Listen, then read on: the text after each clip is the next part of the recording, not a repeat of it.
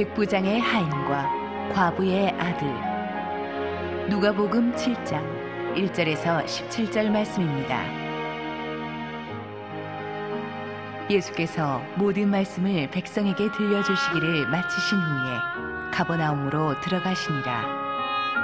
어떤 백부장의 사랑하는 종이 병들어 죽게 되었더니 예수의 소문을 듣고 유대인의 장로 몇 사람을 예수께 보내어 오셔서 그 종을 구해주시기를 청한지라.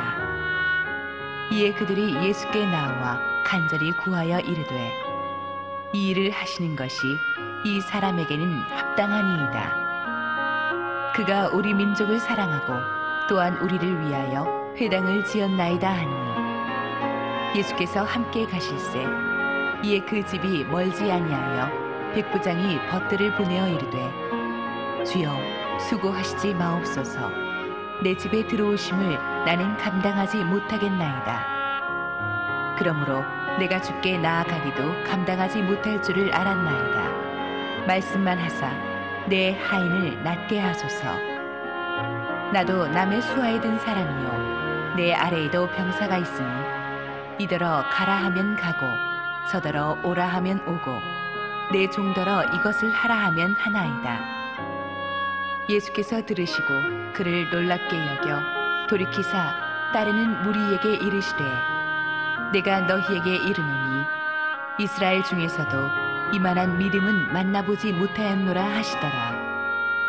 보냈던 사람들이 집으로 돌아가 보매 종이 이미 나아 있었더라. 그 후에 예수께서 나인이란 성으로 가실새 제자와 많은 무리가 동행하더니 성문에 가까이 이르실 때에 사람들이 한 죽은 자를 메고 나오니 이는 한 어머니의 독자여 그의 어머니는 과부라. 그 성에 많은 사람도 그와 함께 나오거늘 주께서 과부를 보시고 불쌍히 여기사 울지 말라 하시고 가까이 가서 그 관에 손을 대시니 맨 자들이 서는지라. 예수께서 이르시되 청년아 내가 네게 말하노니 일어나라 하시매 죽었던 자가 일어나 앉고 말도 하거늘 예수께서 그를 어머니에게 주시니 모든 사람이 두려워하며 하나님께 영광을 돌려 이르되 큰 선지자가 우리 가운데 일어나셨다 하고 또 하나님께서 자기 백성을 돌보셨다 하더라. 예수께 대한 이 소문이 온 유대와 사방에 두루 퍼지니라. 할렐루야. 우리 하나님께 감사와 영광의 박수 올려드리겠습니다. 함께 한번 기도하시고 하나님 말씀 보겠습니다. 사랑하는 아버지 은혜 감사합니다. 부족한 우리들 주님 앞에 엎드려 기도하며 울부짖을 때 인내하신 구세주여 우리를 돌아봐 주시옵소서. 오늘도 죄인이 말씀을 들고 강단에 섰사오니 오직 하나님의 보배로운 말씀만이 온전히 전달되게 하옵소서. 예수님의 이름으로 기도했습니다. 아멘. 아까 우리가 부른 찬양 중에 제가 굉장히 좋아하는 찬양이 있습니다. 나 주님의 기쁨 되기 원하니 내 마음을 새롭게 하소서. 내가 원하는 한 가지 주님의 기쁨이 되는 것. 정말 우리가 참 우리 주님을 기쁘게 하고 싶죠.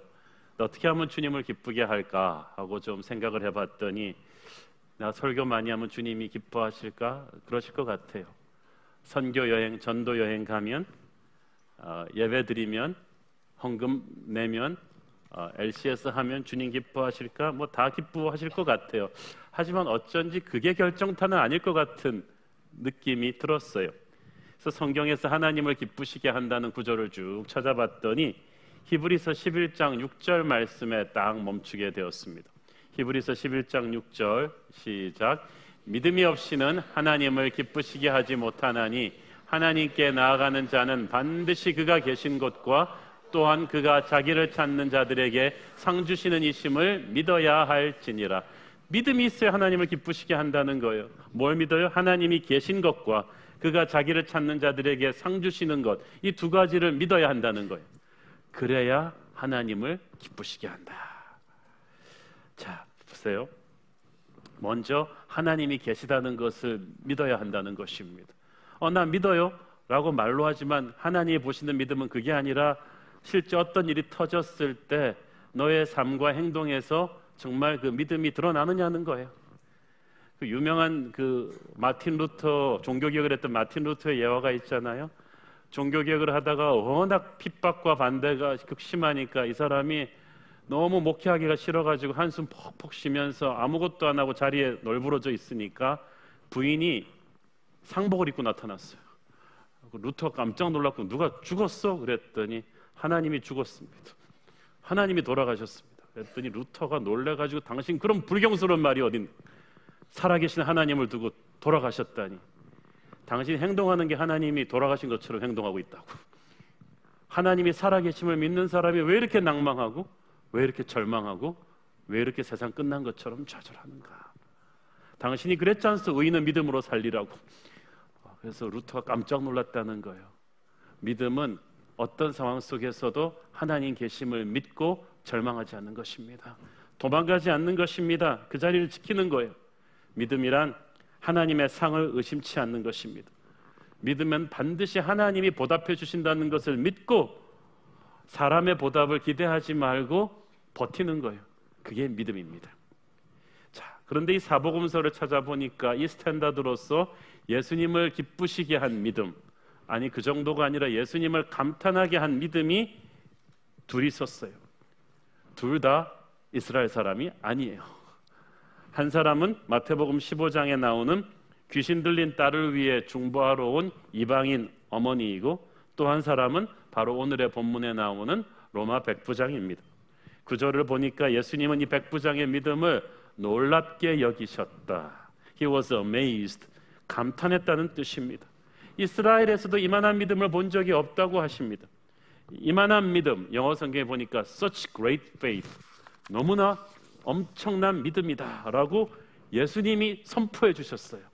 야, 어느 정도 믿음이면 예수님이 우리 보고 이런 믿음이 없구나라고 선포해 주실까요? 이스라엘에서도 본 적이 없는 이런 믿음.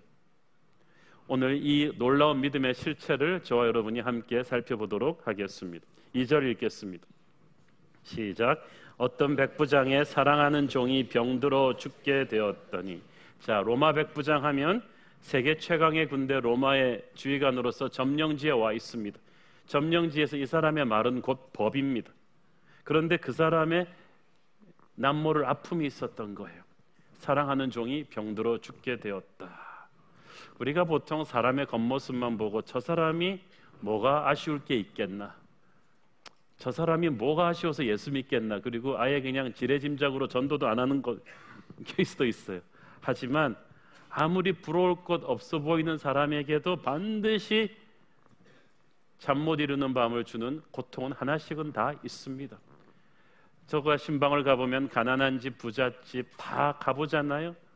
아무리 고급 외제차를 몰고 큰 집에 살아도요, 한숨을 퍽퍽 쉬게 하는 고통을 안 가지고 있는 사람을 한 명도 본 적이 없습니다.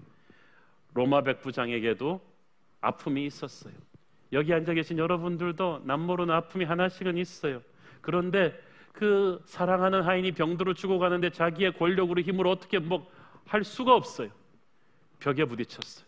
문제는 처절한데 자기한테 해법이 없어요. 이때 예수님이 가버나움으로 들어오셨습니다. 타이밍이 절묘하지 않습니까?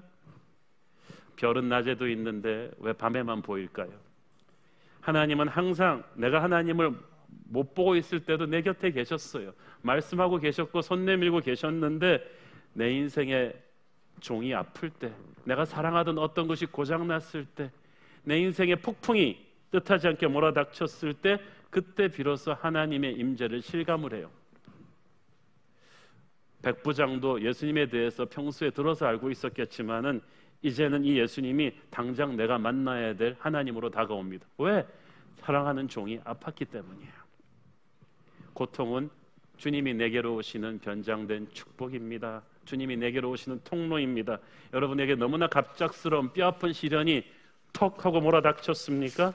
오늘 주님이 여러분의 간절한 인내하신 구세주여 내 말 들으사, 그 간절한 부르짖음을 기다리고 계세요. 여러분이 처음 예수님 만났을 때 가장 뜨겁게 은혜를 체험했을 때가 언제였는지 한번 기억을 해쳐보십시오. 여러분의 사랑하는 종이 아팠을 때였을 거예요. 여러분의 가장 간절하던 어떤 것이 처절하게 무너졌을 때 주님은 여러분에게 오셨을 것입니다. 믿음은 그 간절한 목마름에서부터 시작합니다. 3절 읽습니다. 시작. 예수의 소문을 듣고 유대인의 장로 몇 사람을 예수께 보내어 오셔서 그 종을 구해 주시기를 청한지라. 자, 유대 장로들이 중보했습니다. 백부장이 유대 장로들을 대신 보낸 것은 예수님을 무시하거나 자신이 너무 바빠서가 아니었어요. 백부장은 유대 문화를 알고 있었어요. 이방인은 자기와 접촉하기만 해도, 요즘 기침하는 사람 접촉하면 싫어하듯이 유대 사람들이 경계를 한다는 것을, 그래서 예수님처럼 존경받는 유대의 랍비가 자기 같은 이방인을 만나서는 안 된다는 것을 알고, 세상적으로는 자기가 높은 존재지만 예수님 앞에서는 영적으로 자격이 없는 존재라는 것을 인정한 거예요. 그래서 유대 장로들한테 좀 중보를 해달라고 한 것입니다. 그 유대 장로들은 와서 자기들의 명예를 걸고 백부장을 위해서 탄원해 줍니다. 백부장이 보통 로마의 고위층들과는 다른 사람이라는 것을 얘기를 해줍니다. 4절 5절 읽습니다. 시작. 이에 그들이 예수께 나와 간절히 구하여 이르되 이 일을 하시는 것이 이 사람에게는 합당하나이다. 그가 우리 민족을 사랑하고 또한 우리를 위하여 회당을 지었나이다 하니, 그러니까 이 사람이 유대인들을 무시하지 않고 차별하지 않고 사랑했다는 거예요. 일제시대 때 많은 일본인들이 우리 가슴에 상처를 주었지만, 또 양화진 선교사 묘에 가보면 한국 고아들을 위해서 헌신하다가 돌아가신 훌륭한 일본인들도 있습니다. 한국을 사랑한 사람들도 있어요. 마찬가지로 로마 사람이 다 유대 민족을 탄압한 게 아니고 백부장은 로마인들을 이 유대인들을 사랑했고 위에서 예배처인 회당도 지어줬다는 것입니다. 그래서 유대 장로들이 감동을 받고 이 사람의 종이 아픈데 발벗고 나선 거예요. 게다가 2절에서 백부장이 자신의 종을 사랑했다는 이 말을 주목하십시오. 이 말의 헬라어 뜻은 귀하게 여겼다는 뜻이에요. 존경했다는 뜻입니다. 자, 여러분, 그 당시 로마 사람들에게 있어서 종이란, 노예란 개, 돼지처럼 사고파는 존재였어요. 종이 아프면 치료하지도 않고 그냥 갖다 버렸어요. 그런데 이 백부장은 자기 자식처럼 이 종을 아낀 거예요. 사랑했다는 거예요. 그래서 자기 자식이 아픈 것도 아니고 종이 아픈데 자존심을 팽개치고 예수님께 그 종 좀 살려달라고 한 것입니다. 예수님이 기뻐하시는 믿음은 이런 사랑의 믿음이에요.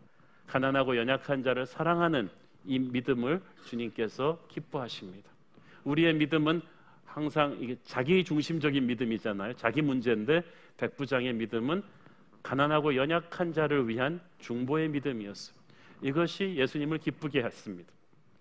자, 예수님이 이제 백부장 집으로 이제 가는데 중간에서 어떤 일이 일어납니다. 6절 8절 읽습니다. 시작. 예수께서 함께 가실새 이에 그 집이 멀지 아니하여 백부장이 벗들을 보내어 이르되 주여 수고하시지 마옵소서. 내 집에 들어오심을 나는 감당하지 못하겠나이다. 그러므로 내가 주께 나아가기도 감당하지 못할 줄을 알았나이다. 말씀만 하사 내 하인을 낫게 하소서. 나도 남의 수하에 든 사람이요 내 아래에도 병사가 있으니 이더러 가라 하면 가고 저더러 오라 하면 오고 내 정도로 이것을 하라 하면 하나이다. 백부장은 자기가 주님께 나아갈 자격이 없는 존재임을 인식했어요.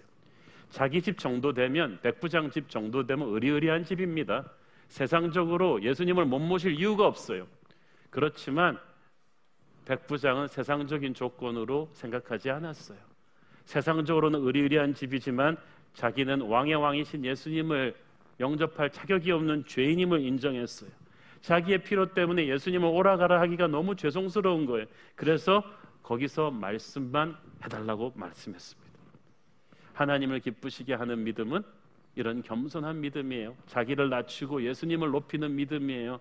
자기가 급하지만 예수님께서 결정해달라는 거예요. 우리는 많은 경우 기도할 때 하나님은 우리 하인처럼 부립니다. 막 내가 원하는 때 안 해주면 막 때를 씁니다.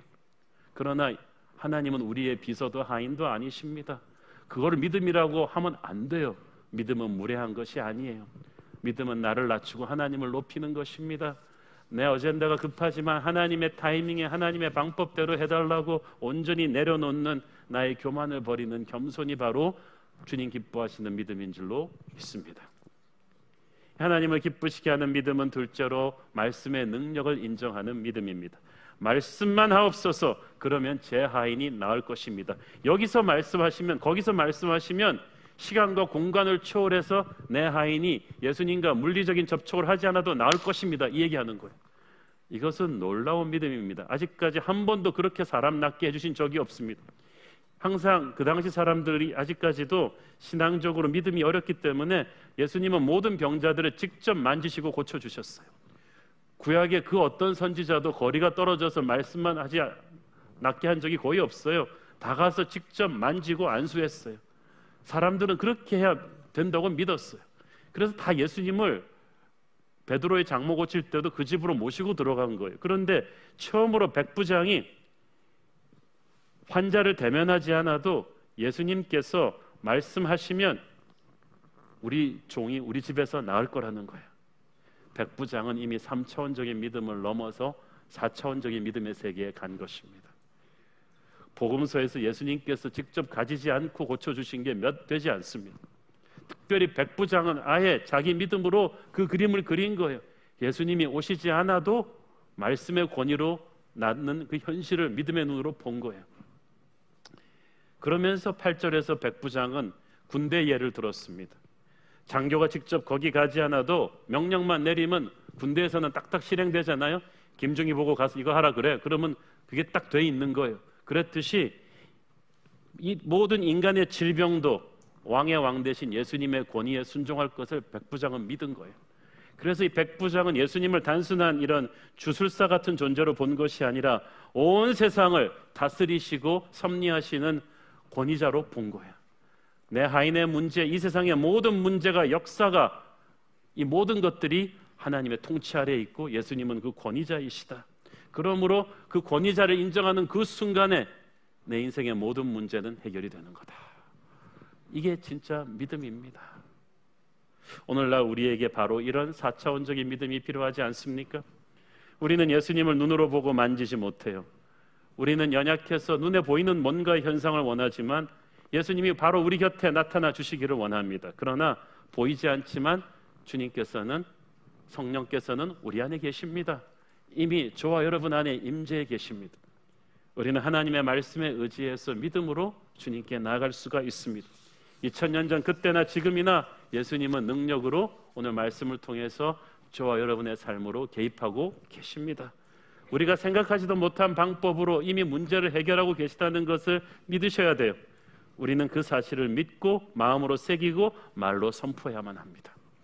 히브리서 11장 1절 시작. 믿음은 바라는 것들의 실상이요 보이지 않는 것들의 증거니. 눈으로 확인할 수 있는 것은 과학이지 믿음이 아닙니다. 예수님은 우리가 믿고 선포하는 것만큼 역사하세요. 하나님이 여러분에게 작게 역사하신다. 하나님 능력이 작아서가 아니라 여러분의 믿음이 작아서 그래요. 아무리 큰 폭포수로 물을 부어줘도요, 내가 요만한 컵에 가서 받아오면은 그만큼 먹는 거예요. 똑같은 폭포수 밑에 가는데 이따만 대야를 가지고 간 사람은 그만큼 받아오는 거예요. 믿음은 하나님의 능력과 축복을 다운로드하는 분량이에요. 하나님이 움직이시지 않는 게 아니고 우리의 믿음이 약합니다. 믿고 의지해야만 됩니다. 지금 여러분의 사랑하는 종이 아프십니까? 주님께 아프다고 고백하십시오. 나의 가정이 아픕니다. 주님, 내 직장이 아픕니다. 내 몸이 아픕니다. 내 인생이 아픕니다. 낫게 하여 주시옵소서. 말씀하여 주시옵소서. 말씀하시는 그 순간에 지금 나의 삶의 문제 위로 하나님의 권위가 임할 것을 믿습니다. 내 병이 낫고 이 막힌 벽이 뚫릴 줄을 믿습니다. 나를 괴롭히던 사람이 떠나가고 집을 나간 자식이 돌아오며 텅 빈 공간에 사람이 채워지는, 근심 대신 화관을 씌워주는 주님의 역사가 일어날 것을 믿습니다. 이 믿음을 사용하셔야 돼요. 믿음은 근육과도 같아서 사용하면 할수록 단단해집니다. 특히 자기 자신을 위해서만 믿음을 사용하시지 말고 이 백부장처럼 자기 곁에 있는 연약한 형제를 위해서 중보하십시오. 여러분, 우리 이재호 형제 오늘까지 사진전 하는데 지난주로 건강이 더욱 악화돼서 지금 막 의식도 왔다 갔다 하고 말을 못합니다. 방사선실에서 머리까지 이게 암이 퍼져서 고생하는데 간호해야 될 어머님도 아프셔가지고 혼자서 병원으로 통원 치료하는데 말할 수 없이 힘듭니다. 덮친 데 덮친 격으로 요즘 메르스 사태가 터져서 병원마다 비상사태라서 함부로 사람 만날 수도 없고 말할 수 없이 힘든 처지에 있는데 그 형제가 지난주 전시회에 격려해 주신 성도님들에게 감사를 전하고 믿음으로 하나님을 붙잡고 있습니다. 여러분, 이번 주에 우리 이재호 형제 위해서 많이 기도해 주십시오. 완전 신앙 초보인 백부장이지만 히브리서 11장 6절의 믿음의 핵심을 붙잡고 있었어요. 히브리서 11장 6절 다시 읽습니다. 시작. 믿음이 없이는 하나님을 기쁘시게 하지 못하나니 하나님께 나아가는 자는 반드시 그가 계신 것과 또한 그가 자기를 찾는 자들에게 상 주시는 이심을 믿어야 할지니라. 믿어야 할지니라. 백부장은 믿음이 하나님의 상으로 보답받는 것을 믿고 있었어요. 여러분, 4차원적인 믿음으로 나가면 하나님께서 4차원적인 응답을 하십니다. 이걸 믿어야 돼요. 그 믿음이 하나님을 기쁘게 했습니다. 그것으로 상황이 해결되기 시작해요. 예수님이 감탄하셨어요. 9절 읽습니다. 시작. 예수께서 들으시고 그를 놀랍게 여겨 돌이키사 따르는 무리에게 이르시되 내가 너희에게 이르노니 이스라엘 중에서도 이만한 믿음은 만나보지 못하였노라 하시더라. 자, 이스라엘 중에서 당시 예수님은 이스라엘 자손들의 불신앙에 대해서 너무나 실망하고 계셨어요. 주로 예수님의 설교와 사역은 이스라엘에 집중되어 있었거든요. 그런데 그렇게 많은 설교를 하고 그렇게 많은 기적들을 하셨는데 그것을 본 이스라엘 사람들이 하나님을 믿지 않거든요. 예수님이 얼마나 화가 나셔서 말씀하셨어요. 고라시나 벳사디아야, 네게 화가 있을 것이다. 너희들에게 백적을 두로와 시돈에서 획더라면 벌써 오래전에 그들은 베옷을 입고 회개했을 것이다. 가버나움아, 네가 하늘에 올릴 것이냐? 아니, 땅으로 내려갈 것이다. 네게 베푼 기적들을 내가 소돔 고모라에서 베풀었다면 소돔과 고모라가 회개해서 아직까지 그대로 있을 것이다. 얼마나 답답하셨으면 그랬을 거예요. 자, 여기서 용기를 얻었어요. 아니, 우리 주님이 직접 설교하시고 사역하시고 그랬는데도 이렇게 회개하지 않는데, 이런 죄인이 설교하고 사역하는데 우리 새로운 교인들 정도면 굉장히 발전적이다, 그런 생각을 합니다. 그들은 예수님의 그 지극정성에도 불구하고 끊임없이 하나님께 더한 축복을 달라고 했고 눈에 보이는 환상과 로마 제국을 몰아내 달라는 인간적인 요구만 계속했습니다. 불신과 원망이 끝이 없었어요. 그들은 축복을 원했지 축복의 하나님을 믿지 않았습니다. 사실 이스라엘 사람들처럼 하나님께 사랑과 축복을 흠뻑 받은 민족이 있었습니까? 어릴 적부터 그들은 ABCD를 하나님 말씀으로 배운 민족입니다. 몽고인들은 어렸을 때부터 걸음말 때부터 말을 탄다는데 이스라엘 사람들은 어릴 때부터 장난감처럼 율법 놀이를 했어요. 그들의 식생활, 집 짓는 것, 생활 습관 모두가 구약 성경을 담아놓은 교과서였습니다. 마음만 먹으면 어릴 때부터 자신들의 믿음을 키우기에 너무나 완벽한 조건 속에 있었어요. 마이클 조던 아들은 농구를 잘하는 게 정상이에요.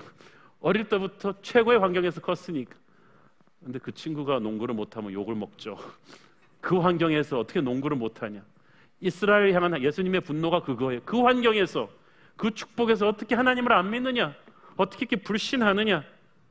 여러분, 그러니까 역사와 전통, 모태신앙, 교회 역사 이런 거 자랑할 게 못 돼요. 이스라엘 사람들 보면 알 수 있어요. 나는 10년 예수 믿었다.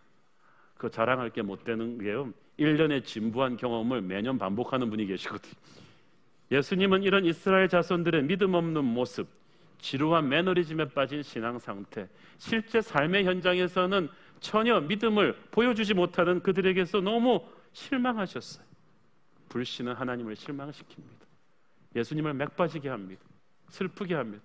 그래서 오늘도 예수님이 맥 빠져서 가시는데 와, 메마른 가뭄의 소낙비처럼 짜잔, 백부장이 나타난 거예요. 이방인인데 충격을 받으셨어요. 너무나 기쁘셨어요. 이스라엘에서도 이만한 믿음은 없지? 이건 메이저리그에서도 보기 힘든 타구지? 놀라셨어요. 예수님이 기쁘시면 여러분은 인생 핀줄로 생각하십시오. 그때부터는 모든 것이 해결이 됩니다. 10절 읽습니다. 시작. 보내었던 사람들이 집으로 돌아가 보매 종이 이미 나아 있었더라. 이미 나아 있었더라 그랬으니까 그 전에 나았다는 말이죠. 언제 나았을까요?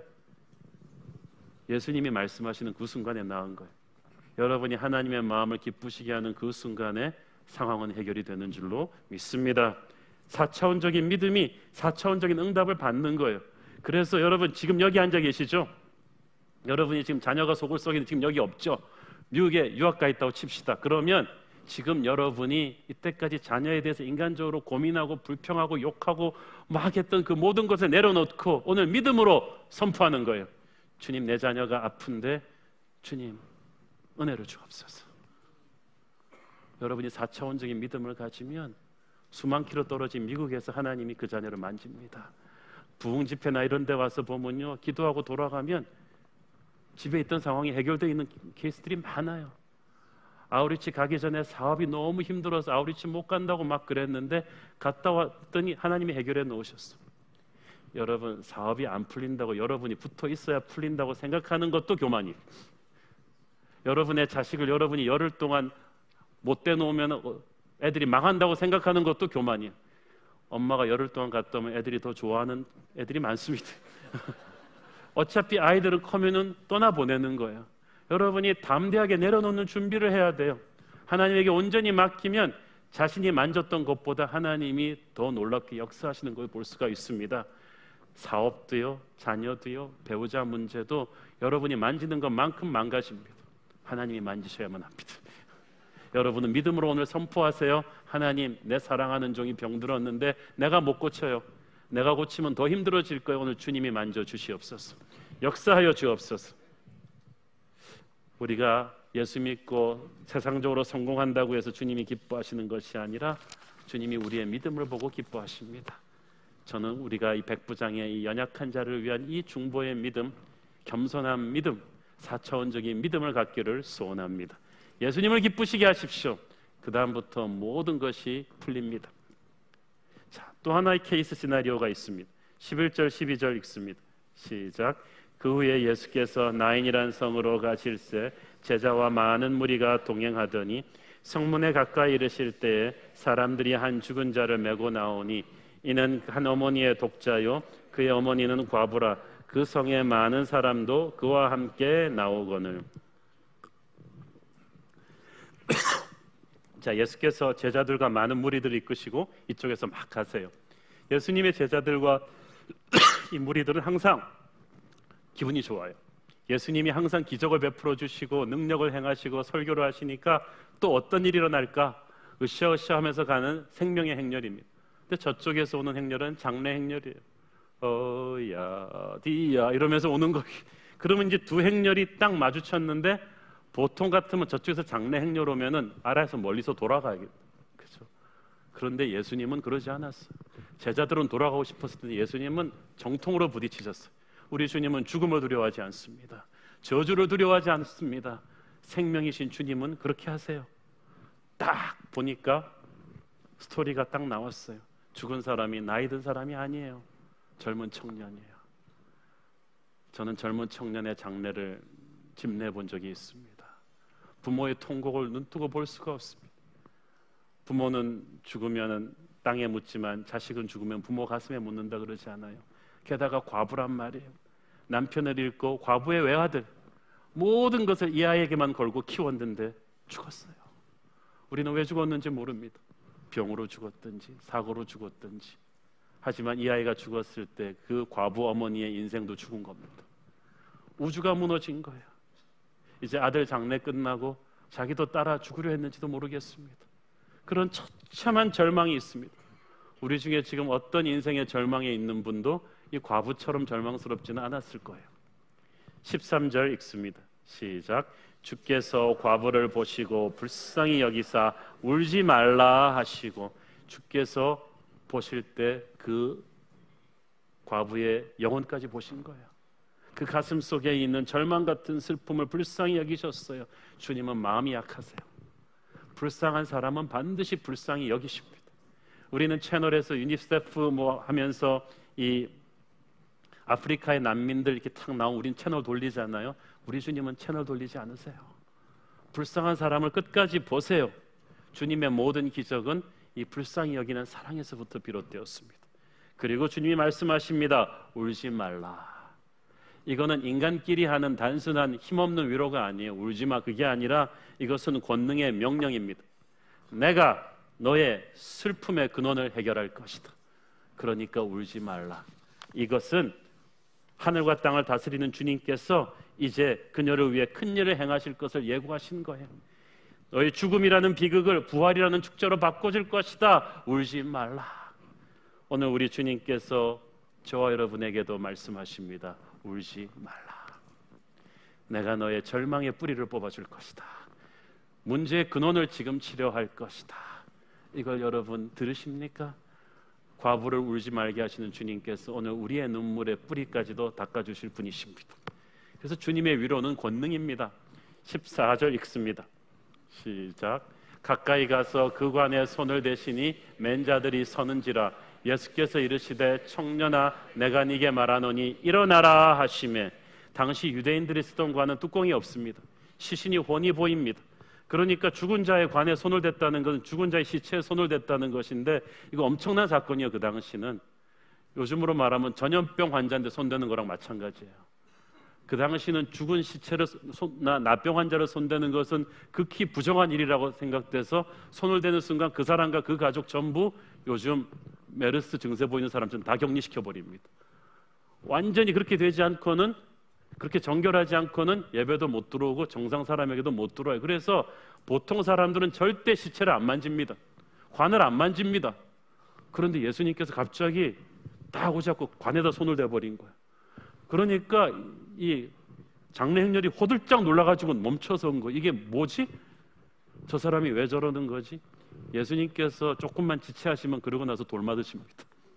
예수님께서 지체 없이 말씀하십니다. 청년아 내가 네게 말하노니 일어나라. 자, 지금 예수님은 시체한테 말하고 있는 거지. 예수님은 시체가 아니라 살아난 청년이 보이는 거야. 내가 네게 말하노니 일어나라. 사람들은 이 사람이 돌았나 왜 시체에게 말을 하지? 그렇지만 사람들은 영의 눈이 없으니까 몰라요. 예수님의 말씀이 떨어지는 그 순간 영적인 세계에서는 태초에 천지를 만드신 흙으로 된 인간의 코에 생기를 불어넣으신 하나님의 영광이 말씀을 통해 들어가고 있었어요. 천사도 흠모하는 그 살아있는 생기의 말씀이 청년에게 들어가면서 생명이 들어간 거예요. 유일한 생명의 창조자이신 예수님의 말씀이 그를 살리고 있어요. 에스겔의 그 해골 골짜기에 해골을 살려내듯이 예수의 생기가 말씀으로 들어간 거예요. 그러니까 죽음이 떠났어요. 오늘 예수님의 생기가, 하늘의 생기가 말씀을 통해 저와 여러분에게 임하고 있는 줄 믿습니다. 말씀이 떨어질 때 우리 안에 죽음이 떠나갈 것입니다. 절망이 떠나갈 것이에요. 슬픔이 떠나갈 거예요. 우리의 죽어있던 인생이 다시 살아날 줄로 믿습니다. 이 말씀이 그렇게 능력 있는 거예요. 그 말씀 듣는 시간에 졸지 마세요. 15절 읽습니다. 시작. 죽었던 자가 일어나 앉고 말도 하거늘 예수께서 그를 어머니에게 주시매. 자, 그가 간신히 식물인간처럼 호흡만 간신히 반짝 돌아온 게 아니에요. 금방 일어나서 정상인처럼 의식을 되찾고 말도 하기 시작한 거예요. 예수님께서는 그를 완전히 살리셨어요. 간신히 살리신 것이 아니라 완전히 살리십니다. 우리 주님이 우리를 살리실 때 완전히 살리시는 줄로 믿습니다. 우리를 살리실 때 우리의 몸과 마음과 영과 재정과 관계와 인생의 모든 부서진 부분들을 총체적으로 살리시는 거예요. 하늘의 생기가 임할 때 사랑하는 자의 네 영혼이 잘된 같이 네가 범사에 잘되기를 간구하노라. 그래서 예수 믿는 사건은 인생 최고의 사건이고 은혜 받는 시간은 인생 최고의 순간입니다. 오늘 주님이 여러분의 영을 정결하게 하면 여러분의 육까지도 깨끗이 정결하게 되는 역사가 일어납니다. 오늘 주님이 우리를 그렇게 살리실 것입니다. 예수께서 그를 어머니에게 주시니, 자녀는 우리 주님이 부모에게 주시는 선물이에요. 그건 믿으십니까? 예수님은 우리가 죽여놓은, 세상이 죽인 자녀를 살리셔서 우리에게 주십니다. 그래서 날마다 우리는 우리 자녀를 주님께 기도로 드려야 됩니다. 그러면 예수님께서 이 자녀를 다시 살리셔서 우리에게 주십니다. 이 은혜를 당연시 여기지 마십시오. 아침에 눈을 뜨고 여러분의 얼굴을 보고 방긋 웃는 아이는 그날 주님이 여러분에게 주신 선물이에요. 이 은혜를 당연시 여기지 마십시오. 이 아이를 세상적으로 키우지 마십시오. 우리 주님의 선물이니까 성령 충만하게 키우십시오. 기도하면서 키우십시오. 예수님이 오늘 하루도 이 아이를 우리에게 살리셔서 주시는구나. 16절 읽습니다. 시작. 모든 사람이 두려워하며 하나님께 영광을 돌려 이르되 큰 선지자가 우리 가운데 일어나셨다 하고 또 하나님께서 자기 백성을 돌보셨다 하더라. 죽은 자가 다시 살아나는 것은 하나님만이 하실 수 있는 기적입니다. 이 기적 속에서 사람들은 하나님께 영광을 돌립니다. 사람들은 하나님이 우리를 살리시는 모습에서 하나님 살아계심을 보는 거예요. 그러면 예수를 보는 눈이 달라지게 돼요. 예배하는 자세가 바뀌어지게 되죠. 오늘의 본문을 보면 너무나 감격스럽습니다. 두 행렬이 가다가 딱 만났어요. 예수님과 제자들은 생명의 행렬이요, 과부와 이 장래 행렬은 죽음의 행렬입니다. 두 행렬이 만났을 때 예수님은 피하지 않으시고 죽음의 행렬을 생명으로 살려내셨어요. 장래 행렬이 몇 초 만에 순식간에 부활의 행렬, 생명의 행렬, 축제의 행렬로 바뀌었습니다. 교회는 바로 주님이 머리 대신 그리스도의 군대입니다. 우리는 대장 대신 주님의 뒤를 따라가는 생명의 군대, 빛의 행렬인 줄로 믿습니다. 우리가 주님의 뒤를 따라서 세상 속으로, 열방 속으로, 미래 속으로 들어가면 가는 곳마다 죽음의 영이 장악하고 있는 사탄의 행렬들을 만날 거예요. 그러면 우리는 예수님의 이름을 선포하고 예수님의 은혜를 선포합니다. 그러면 죽음의 행렬이 생명으로 변할 거예요. 그게 전도입니다. 그게 선교입니다. 그게 영향력입니다. 나는 부활이요 생명이니 나를 믿는 자는 죽어도 살겠고 살아서 나를 믿는 자는 영원히 죽지 않을 것을 네가 믿느냐? 그 믿음을 가지고 우리는 세상 속으로 가는 거예요. 앞에서 나온 백부장의 믿음과는 달리 나인성의 과부는 예수님에게 기도하지 않았어요. 예수님이 누군지도 몰랐어요. 예수님이 누군지를 알기에는, 기도하기에는 이 과부는 지금 트라우마가 너무 커요. 슬픔이 너무 커요. 그냥 아무 기력도 없이 멍하니 앉아 있는데 그럴 때에도 주님은 찾아오셔서 먼저 구해주셨어요. 오늘 그 좋으신 주님께서 이 공간에 가득 임재하고 계십니다. 여러분, 믿음의 눈을 들어 그 주님을 보십시오. 주님은 가련하고 연약한 자의 외침을 저버리지 않으십니다. 여러분이 어떤 복잡한 상황에 처해 있다 할지라도, 어떤 예기치 않은 원치 않았던 잘못을 저질렀다고 해도, 여러분의 인생이 아무리 부서진 퍼즐 조각들이라고 해도 여러분이 주님께 나가면, 인내하신 구세주의 이름을 부르면서 나가면 주님께서 반드시 그 믿음에 응답하십니다. 특별히 저는 오늘의 본문을 보면서 우리 한국 교회가, 그리고 우리나라가 지금 이 백부장에 죽어가는 병든 하인 같지 않나, 아니 이미 죽어버린 나인성 과부의 아들 같지 않나 하는 생각이 들었습니다. 저는 최근 나라 전체를 패닉 상태로 몰아넣고 있는 이 중동 호흡기 증후군 메르스 공포의 배경에 대해서 생각을 해보았습니다.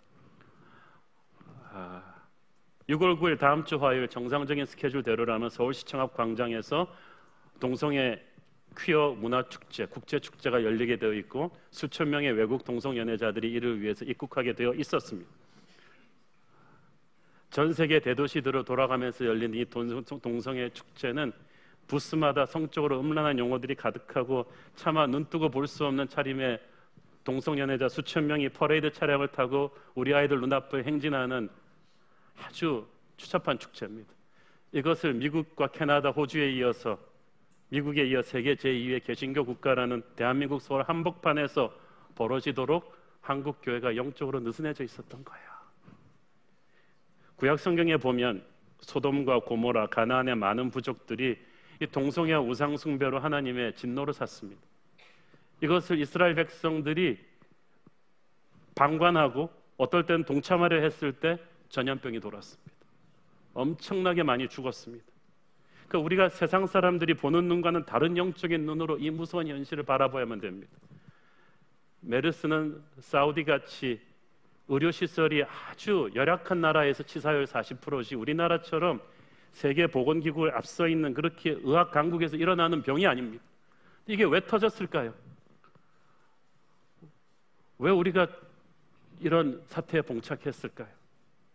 저는 우리가 스스로를 돌아봐야 될 필요가 있다고 봅니다. 빠른 시간 내에 우리는 한강의 기적을 이루고 조금 잘 살게 되었다고 우리 국민들 너무 교만해졌어요. 사치가 극에 달했습니다. 황금 만능주의와 음란물 제작물은 분량이 우리가 일본보다 많습니다. 너무나 음란한 나라가 되었고, 너무나 폭력적인 나라가 되었고, 음주 문화가 너무 판을 치는 나라가 되었고, 정치권은 이미 통제력을 상실했고, 그 핵심에 우리 한국교회의 분열과 타락과 영적인 나약함이 있었어요. 하나님께서 우리에게 주시는 메시지가 저는 있다고 봅니다. 아직 세월호 사건의 여파에서 벗어나지 못하고 침체되고 있는 나라 경제가 이제 어디까지 갈 건지 우리는 잘 모르겠습니다만은 분명한 것은 문제 실타래를 열쇠로 우리 한국교회가 쥐고 있다는 것입니다. 하나님, 우리 한국교회 회개를 원하십니다. 정결을 원하십니다. 우리는 북한 선교를 하고 세계 선교를 꿈꿀 만큼 거룩하지 않습니다. 우리 한국교회도 너무 세상적이 되었고, 너무 기도하지 않고, 너무 방자했기 때문에 우리 믿음의 조상들이 일궈놓은 이 부흥을 다 까먹고 있잖아요. 우리가 정신을 못 차리니까 우리의 중보를 받아야 될 병두로 죽어가던 나라가 이렇게 됐습니다. 저는 우리 부흥회를 앞두고 우리가 다음 주에 미디어 금식하면서 특별히 나라와 민족을 위해서 기도 많이 하기를 바랍니다. 병두로 죽어가는 하인을 위해 중보한 백부장처럼 우리가 나라와 민족을 위해서 엎드려 회개하고 자복하며 울부짖어야 합니다. 주님, 이 땅에 가득한 죄악을 용서하여 주옵소서. 이 땅을 정화시키는 빛과 소금이 되지 못했던 우리 크리스천들 용서하여 주옵소서.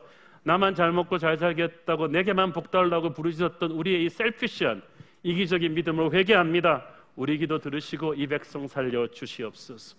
주님의 보혈이 덮으면 메르스는 씻은 듯이 물러갑니다. 주님의 보혈이 덮으면 이 절망 같은 이 현실 속에서 우리는 돌파구를 찾을 것입니다. 오직 주님만이 이 민족을 다시 살리실 수 있고, 주님을 보좌 앞에 우리가 기도해야만 그게 가능할 것입니다. 기도하겠습니다. 사랑하는 아버지, 은혜를 감사합니다. 주님, 이제 한국교회 진짜 믿음이 필요할 때라고 믿습니다. 특별히 나라와 민족을 위해서 기도합니다. 하나님, 이 나라를 불쌍히 여겨 주시옵소서. 이 나라가 정결하게 되게 하여 주옵소서. 한국교회가 주님 앞에 다시 한번 기도하는 교회로 돌아오게 하여 주옵소서. 믿음을 갖게 하여 주옵소서. 예수님의 이름으로 기도했습니다. 아멘.